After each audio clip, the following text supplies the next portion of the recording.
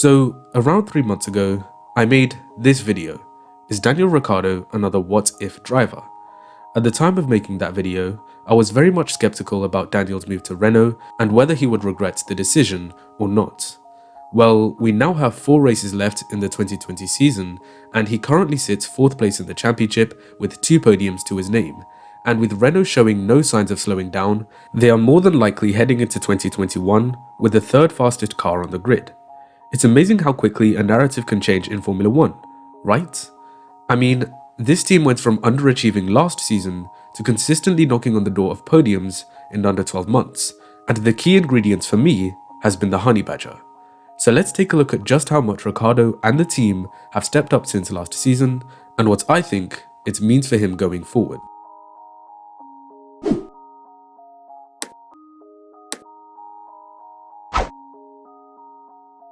Let me start off by illustrating Renault's massive step up in performance this year. So here's a graph showing Renault's points progression over the course of the 2019 and 2020 seasons respectively. The start of this year was very much similar to that of 2019, therefore one would probably have predicted that they would have had another below average season. However, you will notice that there's a sudden spike in the chart at around 4 in Silverstone, where Daniel and Esteban finished 4th and 6th respectively. One would have also thought that this result was somewhat of an anomaly, and Renault would return to scrapping for those final points places in the midfield. But this turned out not to be the case, as they have maintained their best of the rest title for 6 races and counting.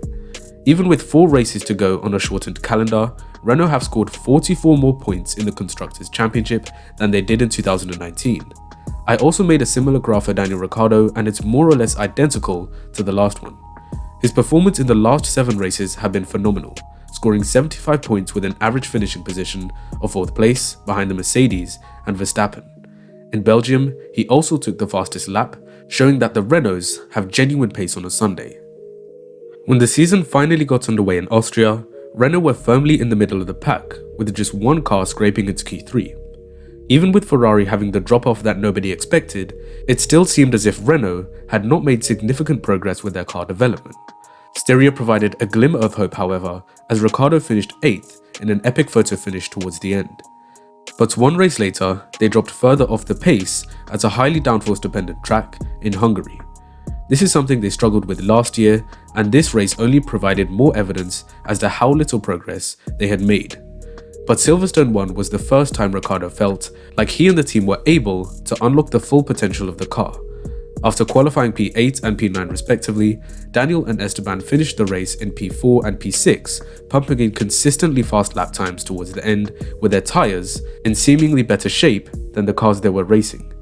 This race pace was backed up by qualifying pace as well, as Ricciardo qualified P5 for the 70th anniversary Grand Prix. Even after a relatively disappointing race result, he and the team still took confidence from their rapid growth in performance. The team struggled around the high downforce Barcelona circuit as Ricciardo finished P11, but bounced back in Belgium where their low drag car thrived on the long straights. Ricciardo's performance that weekend was nothing short of exceptional, as he qualified and finished P4, taking the fastest lap on the final lap while closing in on the Red Bull of Max Verstappen.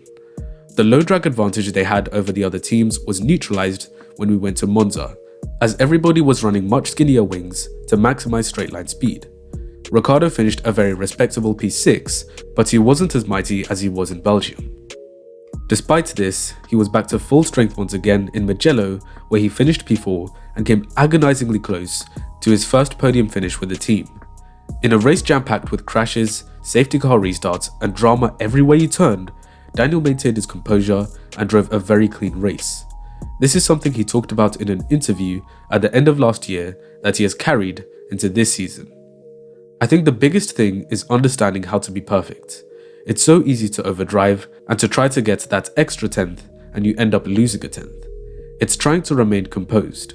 You are always trying to get the most out of the car, but I think just being more conscious of what a bit of overdriving does. Especially with the midfield, the car is obviously not as good as the leaders. So if you do have a slide, I think you lose more time and overheat the tyres, and you seem to pay a bigger price. Picking your moment is probably the best way to put it, a bit of discipline and experience. Ricciardo's strong showing was also thanks to an aero upgrade, which was also backed up by his performance in Sochi, where he finished P5. He also gave the perfect response to being handed a 5-second time penalty by simply saying, "I'll just drive faster." Their solid performances on medium downforce circuits show that they are no longer relying on their low drag advantage to beat their midfield competitors. However, the Portuguese Grand Prix exposed Renault's weaknesses in maximum downforce, and combined this with the low grip levels the drivers were experiencing all weekend, Ricciardo could only manage a P9 finish. But he bounced back once again in Imola to take his second podium of the season after Sergio Perez was robbed by his own team, pitting under the safety car and sacrificing track position. Nevertheless, Ricciardo was able to hold off a charging Danik Fiat on fresh soft tyres. To further illustrate the jump in performance, let's take a look at some of Daniel's 2019 statistics and compare to 2020. Now feel free to pause to read them for yourself, but I'll go through what some of them mean as I go along.